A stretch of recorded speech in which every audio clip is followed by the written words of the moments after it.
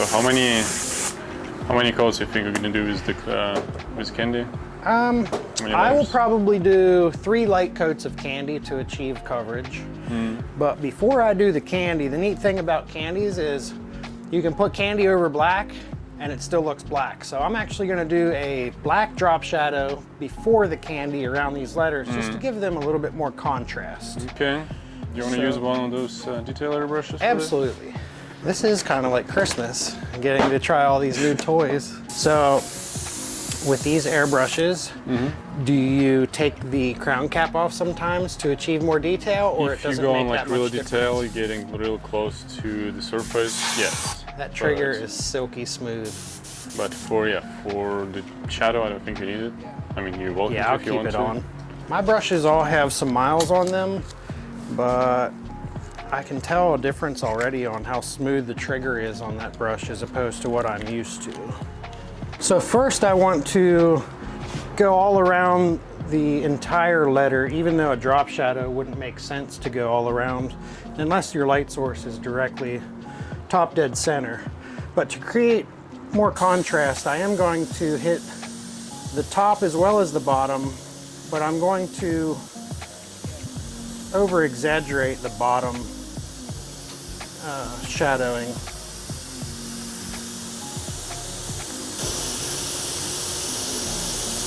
The trigger feel on this brush is very nice.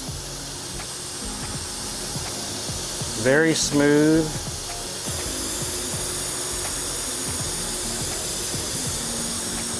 So as you can see, most of my paint is actually on the mask itself. More so on the vinyl than on the panel. And every time I start to make a pass, I start on the vinyl rather than on the panel and work my way out. That way I'm sure I'm not going to make the line too thick.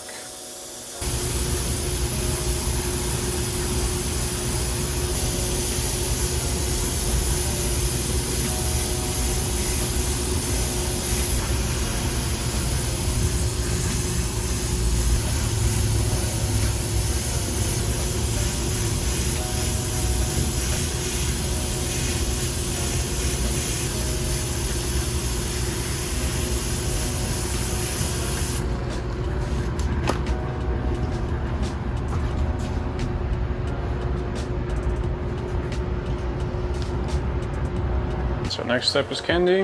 The next step is candy.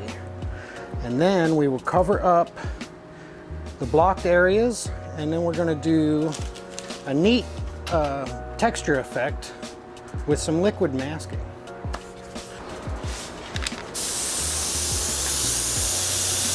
So this is the Tamco Tangerine Candy mixed with Tamco 895 Intercoat Clear,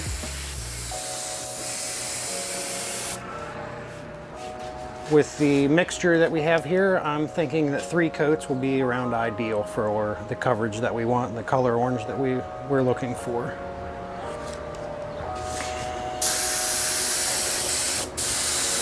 There's our second coat, looking good.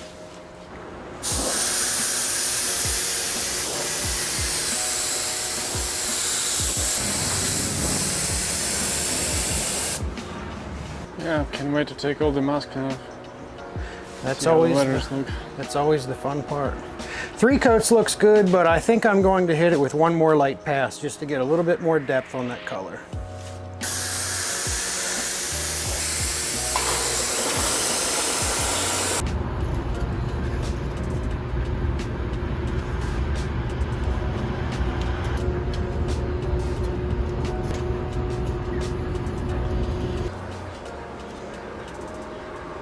I know it's a sticker, but I want to use it later, so I'm gonna tape it on there. Okay, let's add some grunge. So this is a little bit, I would say, on the aquatic end of the spectrum. This is better. I like what's going on here. Yes. Okay.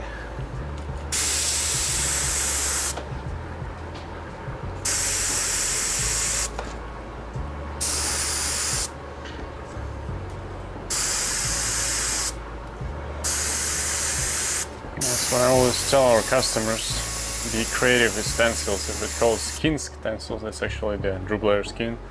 Yep. Doesn't mean you're gonna be using skin. Yeah, this is a very versatile stencil. I have yet to use it on much of anything, just right here for the dots. But the variety here, as you can see, it looks like eyebrows and very, very fine hair, which that is just incredibly tiny and detailed. Very versatile.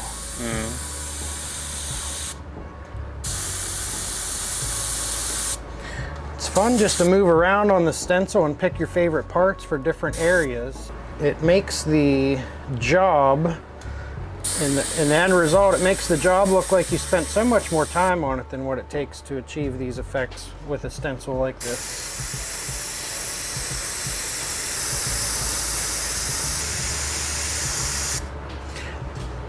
I think we're going to give the Gerald stencil some love also.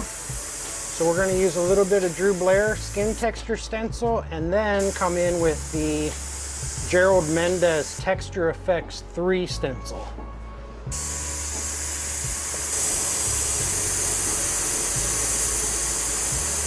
Yep.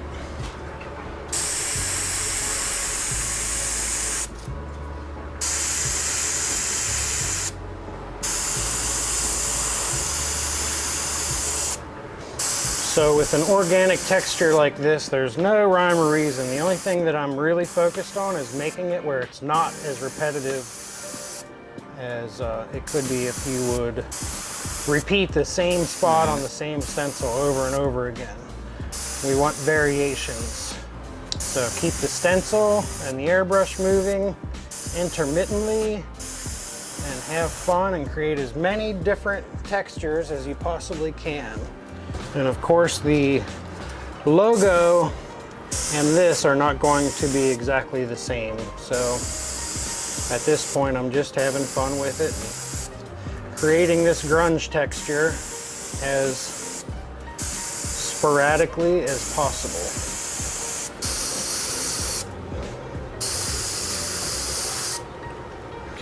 Nice. I'd say we've achieved the grunge that we're looking for. Maybe one little spot here and there, and the grunge effect is achieved. Yep. So for this step, we're going to try out the Custom Creative brand masking tape. This is the 2-inch, and it should make this job fairly simple because by the look of it, it is semi-transparent, which is going to make it easy to see through for whenever we're going to have to cut the ends. Feels like it's got a very thin profile, which is going to let a minimal tape edge, which is a bonus. Let's see how it cuts. Cuts with very minimal pressure, which is a wonderful, wonderful thing.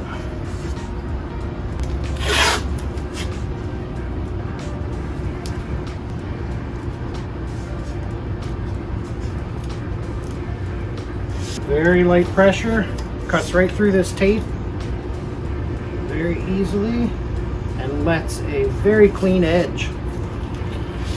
I'm impressed. I am thoroughly impressed with this tape.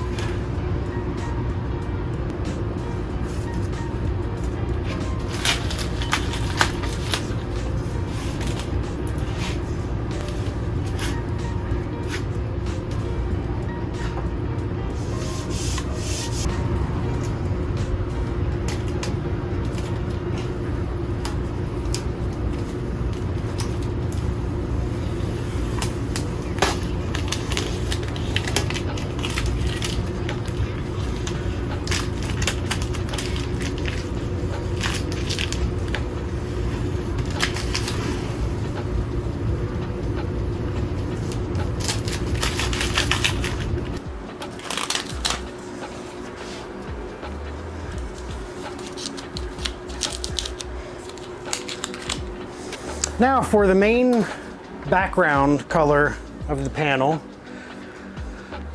we are going to do a liquid masking technique with polishing compound to give it a subtle textural effect. And I believe we're going to use some white and gray. Yeah, sounds like a plan. We're going to do white first, followed up with compound brushed on there so that it has a wash effect, followed by gray. Then we're going to wipe the compound off and see what kind of texture we get.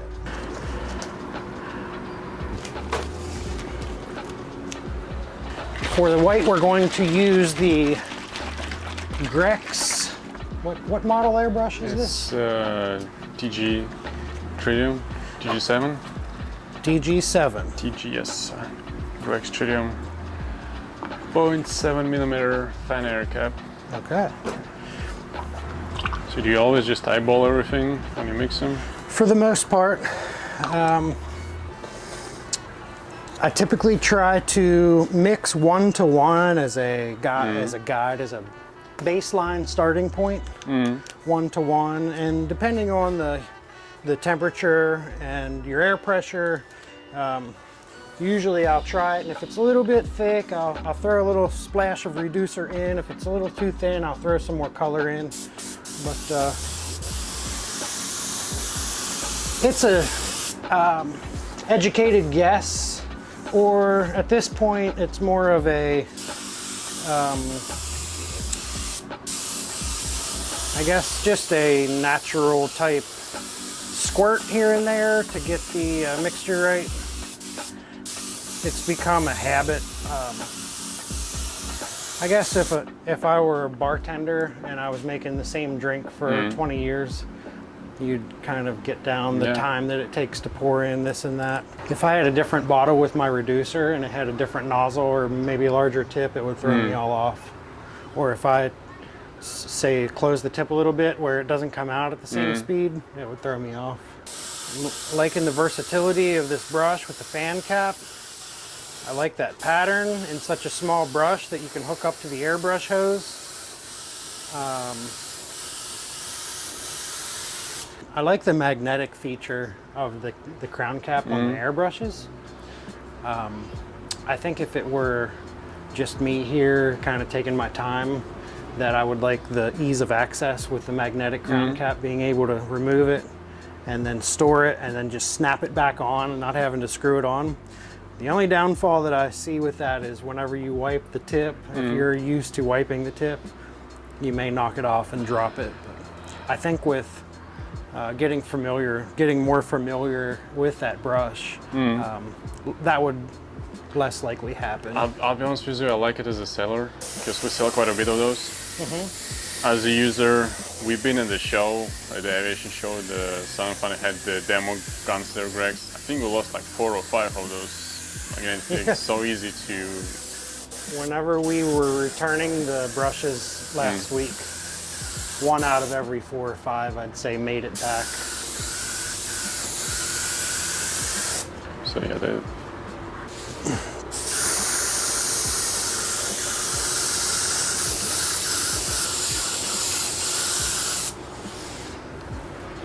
I think I'm going to give it 1 more, and then the white base coat will be done, and then it'll be time to play with some compound.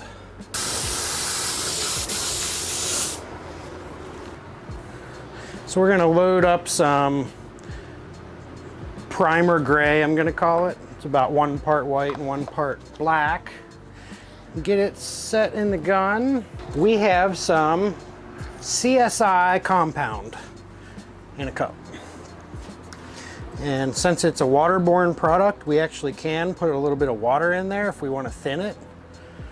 But I'm going to let it the natural viscosity. And I'm just going to have fun with the brush. Just give it some angular strokes here at about a 45-degree angle, just randomly. And this is the D2 polish. This is not the white polish. This is the first time I'm going to try using the D2 polish, which is intended for dark colors. It's It's actually step 2 of a one-step compound process. So it's an added or extra step that you can do on black, or say a dark blue or a dark color, to bring out a little bit more shine on your clear coats. Let's try out this gun again with some gray in it. We're just going to go directly over that compound.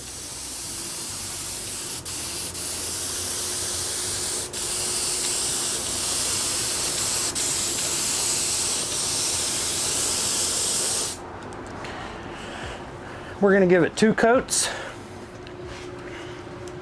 Let that first coat so flash I just off. Make accent that you're saying it's important to keep it all wet, right? It shouldn't be dry. Yeah, if it dries, it may be a little stubborn to remove it.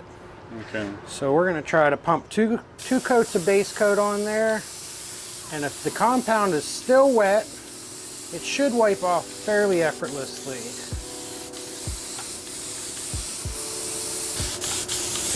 I'd say that does it. Our gray base coat is dry.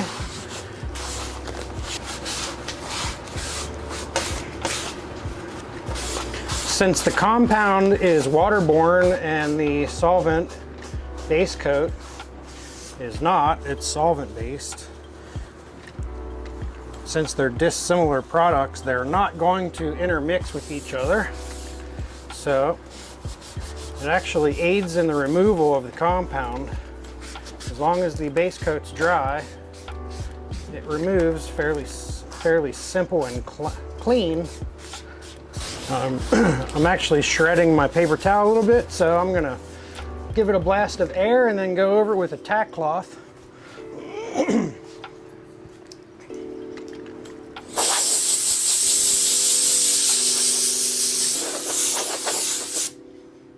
While we still have that gray in the gun, I'm going to fog in the outside perimeter of the panel where it will be a little bit more gray where it's white.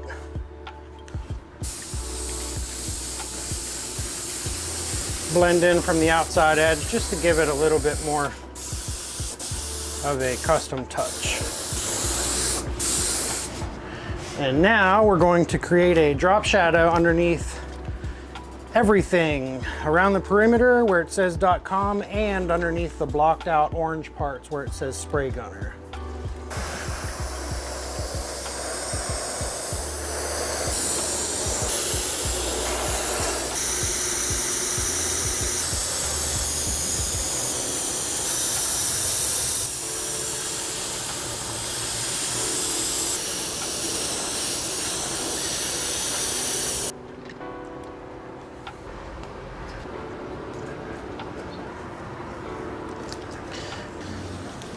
So every artist must sign their work.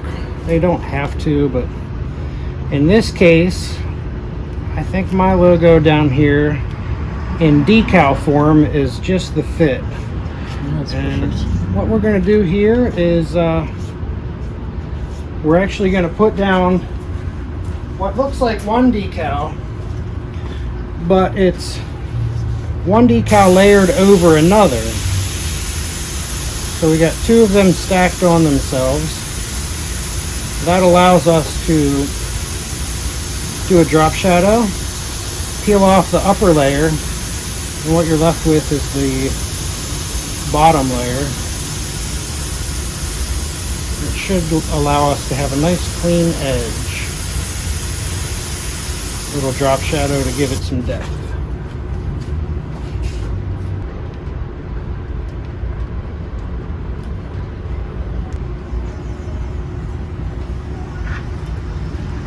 This is the most exciting part.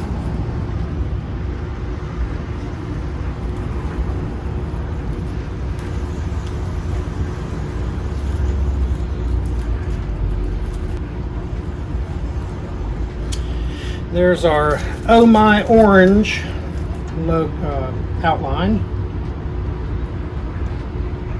And this little thin outline is the natural aluminum.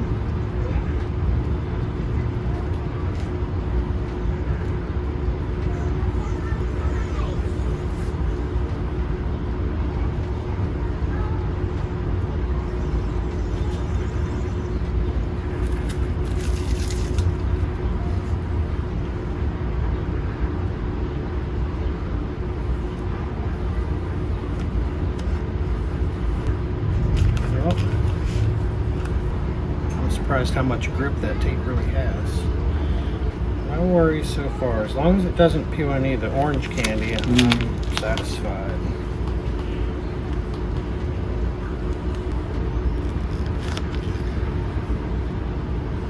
It's gonna look killer. This tape is stickier than what I'm used to, which isn't a bad thing. It's thin. I like that. There's no edge there. It does cut very easy. It's a more aggressive adhesive, and I like it. Since it cuts so nicely, where I have this curve, I'm just going to lay a piece of tape there and here where we have curved areas, and I'm just going to cut that. Other spots where we have a straight line, I'm just going to lay a piece down and spot in where we lifted the paint.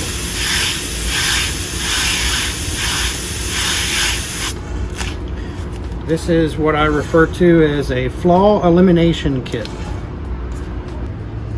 Of course, we could plot another mask, but in the time that it takes to go over to the computer and hit cut and then weed that mask, I think we're further off if we just do some hand cutting.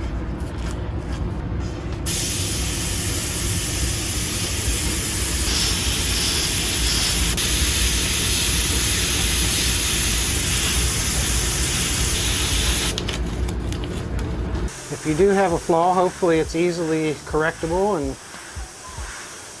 you can make them go away and nobody ever knows what happened. Wax and grease remover is your friend.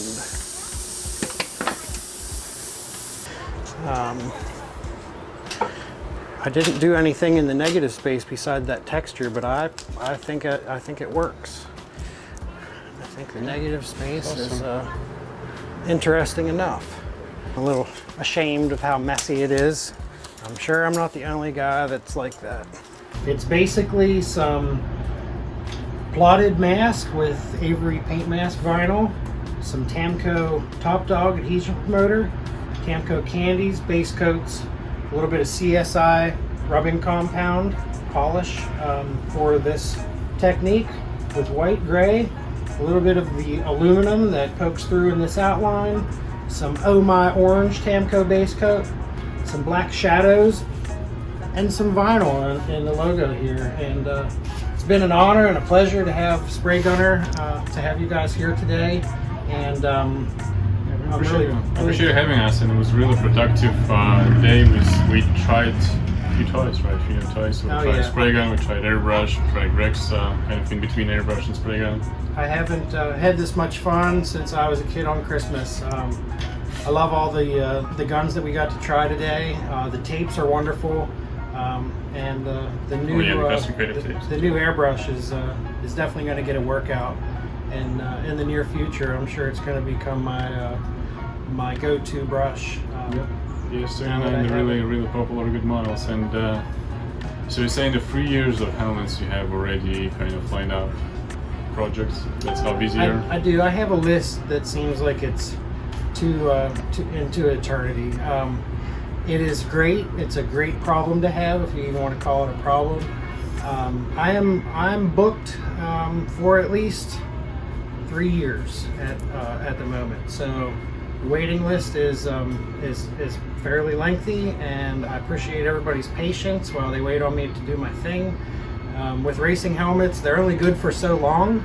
So most of the customers, they have me order the helmet as they are closer, as I'm closer to the time whenever I can start on that. That way it's not collecting dust on my shelf, and they only get to wear it for a few years because I've had it on the shelf for a few years. So really appreciate you finding time for us in this busy schedule, and since I think 3 years line is considered a full-time artist, we're going to sign a little fight with you. So by the time you're done, this thing is probably going to be fairly covered.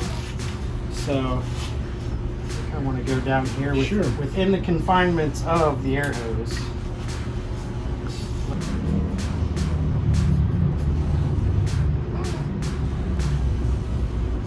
Awesome. Wonderful. I appreciate that. Well, yeah. It means a lot to Thanks me. again for having us. Really Yes, nice being indeed. here. Yes, indeed. That's a wrap. See you guys later. Yeah, because it's loud, but we just went out kind of after party to see where some of your helmets rides are used. Really went. So really cool. Didn't plan it, but enjoying a lot.